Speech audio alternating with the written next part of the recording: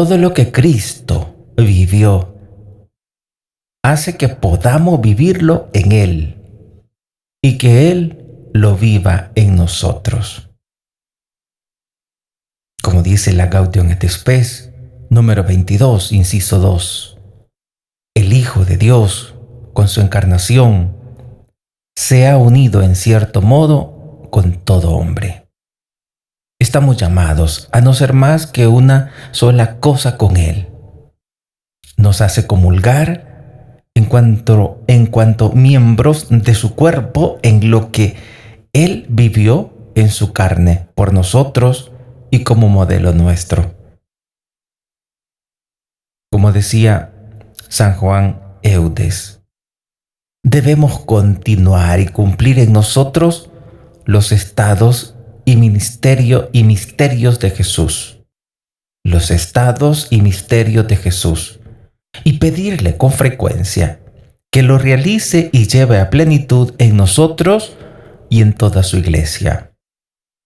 Porque el Hijo de Dios tiene el designio de hacer participar y de extender y continuar sus misterios en nosotros. Hacer participar, extender y continuar sus misterios en nosotros y en toda su iglesia.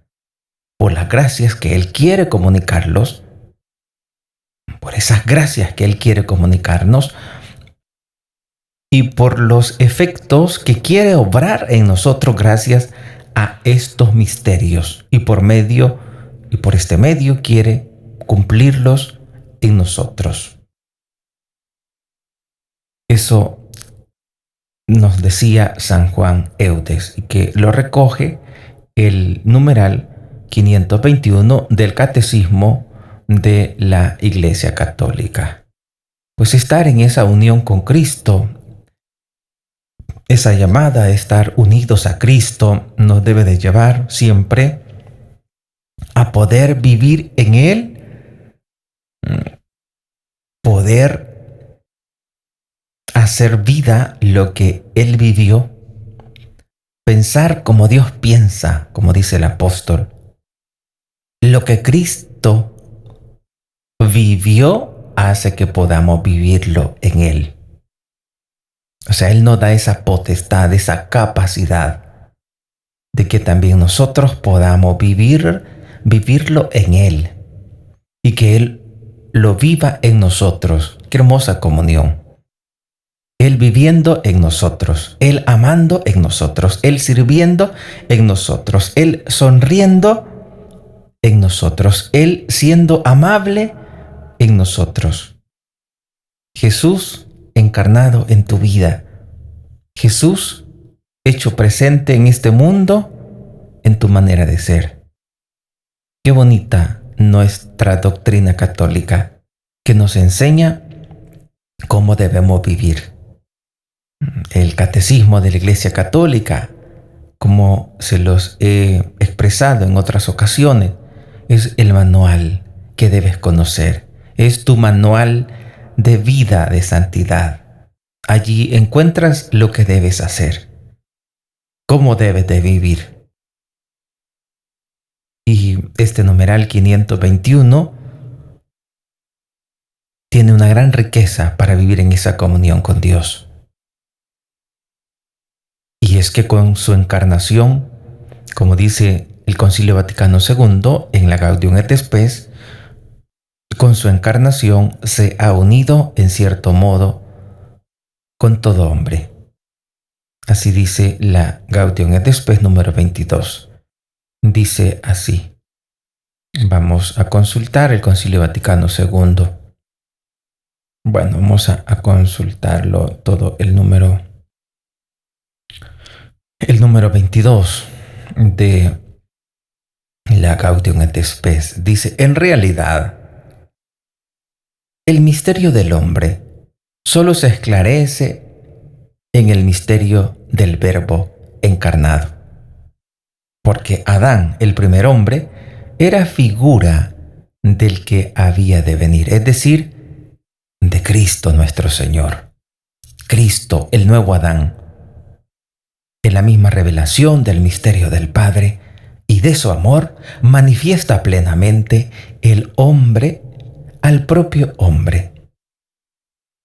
En la misma revelación del misterio del Padre y de su amor, porque Jesús nos revela al Padre, el misterio del Padre, nos revela el misterio de su amor, también en esa misma revelación manifiesta plenamente el hombre al propio hombre. Es decir, nos dice en esa revelación del misterio del Padre y de su amor, nos dice quiénes somos nosotros, unas personas grandes, amadas por Dios. Y esa revelación de ese amor nos descubre la sublimidad de nuestra vocación. Nada extraño, dice la Gaudium et Spes, que todas las verdades aquí expuestas se encuentran en Cristo, su fuente y su corona.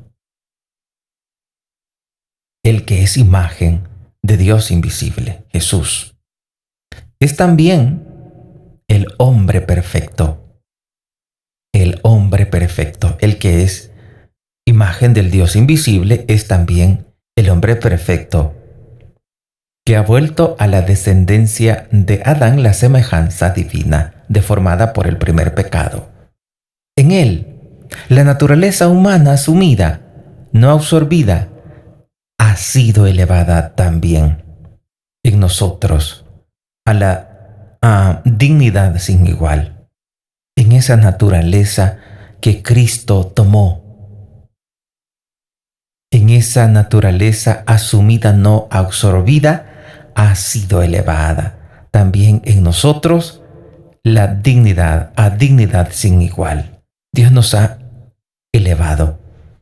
El Hijo de Dios, con su encarnación, se ha unido, en cierto modo, con todo hombre.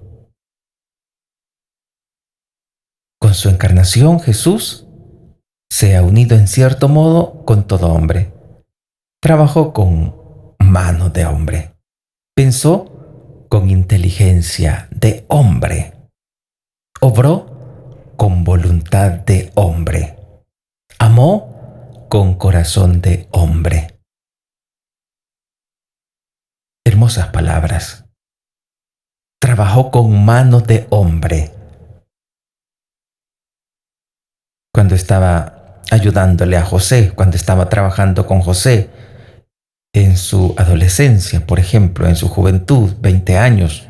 Recordemos que Jesús sale de su vida a su vida pública hasta después de 30 años. Entonces, en toda esa vida como ciertamente oculta, Jesús trabajó con José, con ese papá putativo. Él trabajó con manos de hombre. Pensó con inteligencia de hombre. Pensó con inteligencia de hombre. Por eso dice la Gaudium et Spes que en él la naturaleza humana asumida, no absorbida, es decir, no desaparecida, sino que es perfecto hombre, ha sido elevada también en nosotros a dignidad sin igual. Ha sido elevada también en nosotros a dignidad sin igual. Esa naturaleza humana ha sido elevada. Y Él nos da esa capacidad, esa oportunidad para pensar, para obrar, para amar como Él amó. Porque Él amó con corazón de hombre. Él trabajó con manos de hombre. Él pensó con inteligencia de hombre. Nacido de María.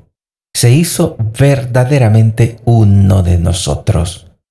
Semejante en todo a nosotros, excepto en el pecado.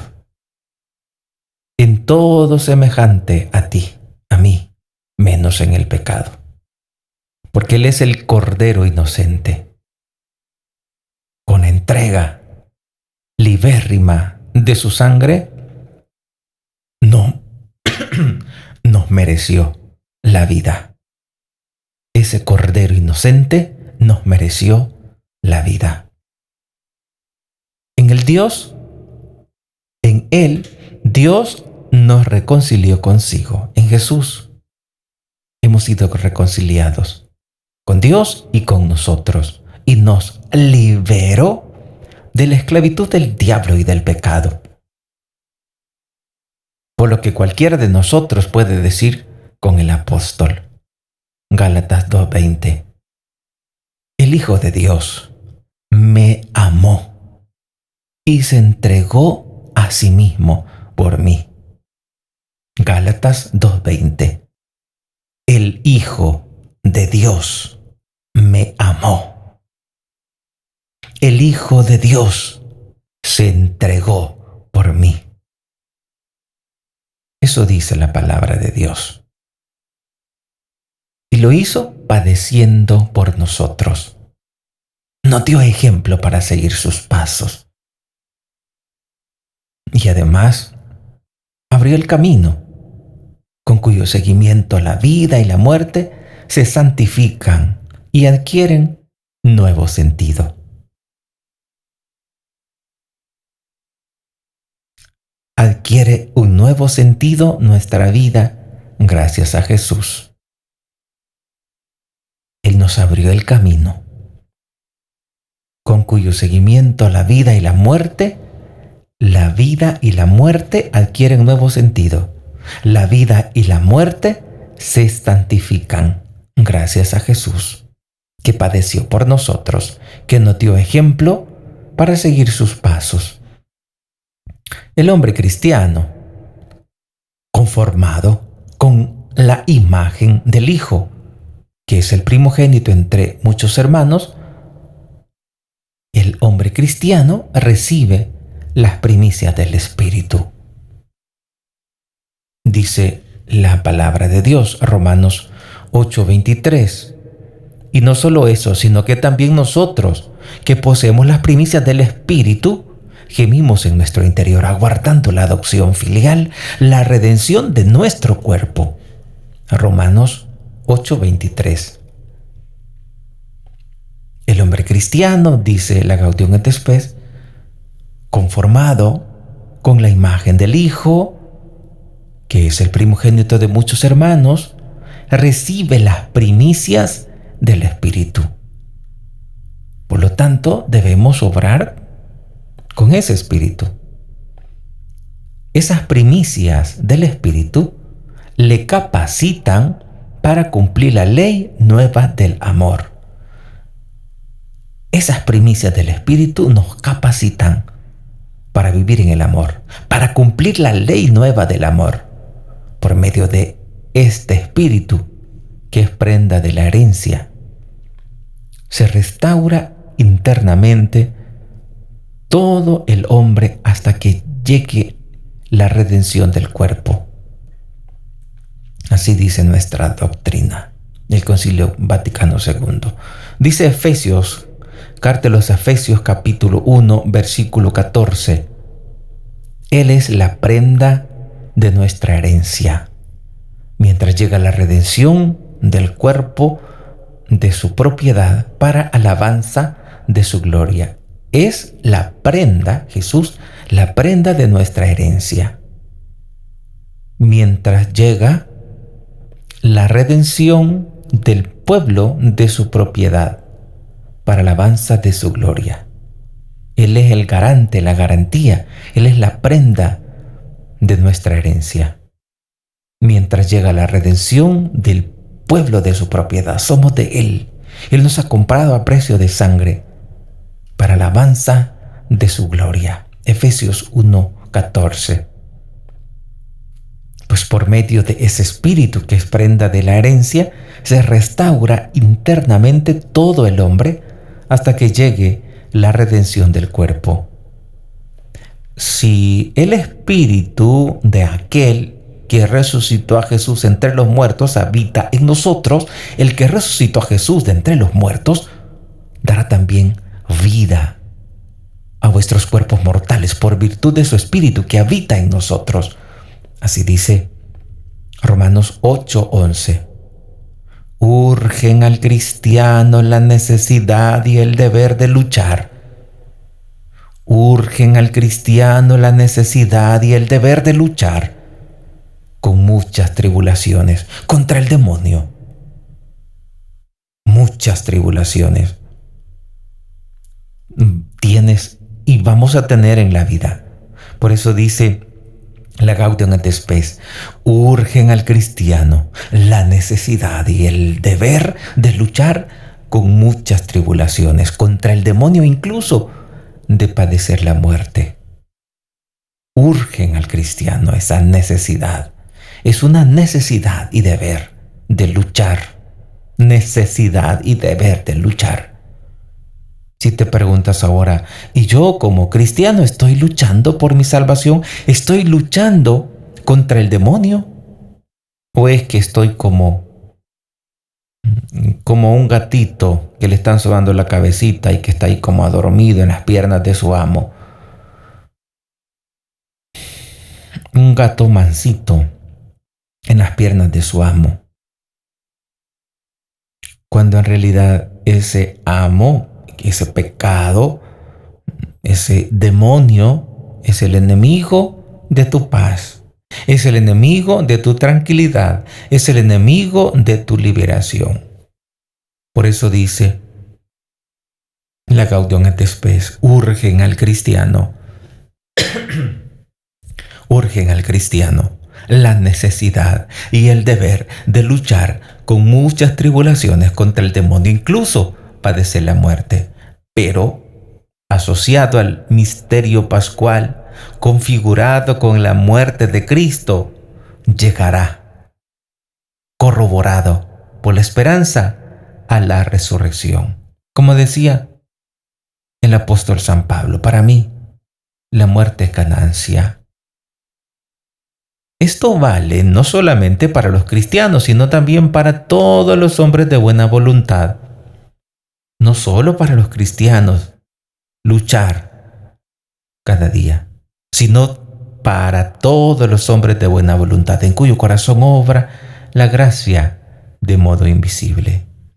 En todos los hombres de buena voluntad obra la gracia de modo invisible, así dice nuestra doctrina. Cristo murió por todos. La vocación suprema del hombre en realidad es una sola, es decir, la divina. Esa es la vocación. Y Cristo, acordemos, murió por todos, no solo por los bautizados, sino por todos. Por lo tanto, debemos de luchar, como dice la Gaudium et Spes, urge al cristiano la necesidad y el deber de luchar con muchas tribulaciones contra el demonio, incluso de padecer la muerte. Pero esto vale no solamente para los cristianos, sino también para todos los hombres de buena voluntad, en cuyo corazón obra la gracia de modo invisible. Cristo murió por todos, y la vocación suprema del hombre en realidad es una sola, es decir, la divina.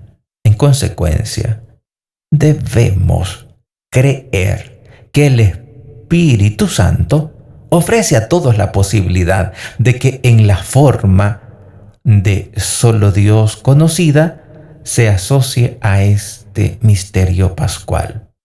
Debemos creer, dice el Concilio Vaticano, debemos creer que el Espíritu Santo ofrece a todos, no solamente a los bautizados, a todos. Y debemos creer, dice, que el Espíritu Santo ofrece a todos la posibilidad de que en la forma que solo Dios conoce, en la forma de solo Dios conocida, se asocien a este misterio pascual.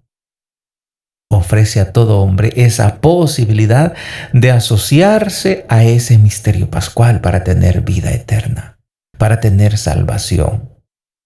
Debemos creer, dice la Gaudium et Spes. Debemos creer. ¿Y por qué dice? la Gaudium et Spes número 22 que debemos creer, porque hay quienes piensan que solo los católicos van a ir al cielo. Y la salvación es universal.